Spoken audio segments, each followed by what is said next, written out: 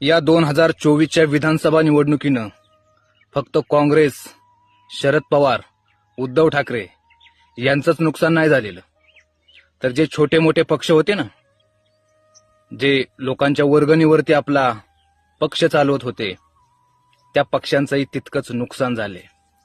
महाराष्ट्र नवनिर्माण सेना नावाचा पक्ष जो महाराष्ट्रात मुसंडी घेऊ पाहत होता, त्या पक्षाची मान्यताही रद्द होण्याइतपत इतकी खालची परिस्थिती या लोकांनी आणून ठेवली। ज्या राज ठाकरेंनी बिनशर्त पाठिंबा मोदींना दिला, त्या बिनशर्त पाठिंब्याची जर एवढी मोठी किंमत राज ठाकरेंना मोजावी लागत असेल, तर तो बिनशर्त पाठिंबा का दिला हा प्रश्न आज प्रत्येक महाराष्ट्र निर्माण सेनेच्या कार्यकर्त्याला पडला असेल।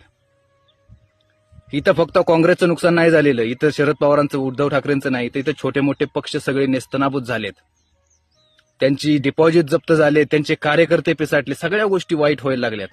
हे पार्श्वभूमी पाहिजे होतं कशाला?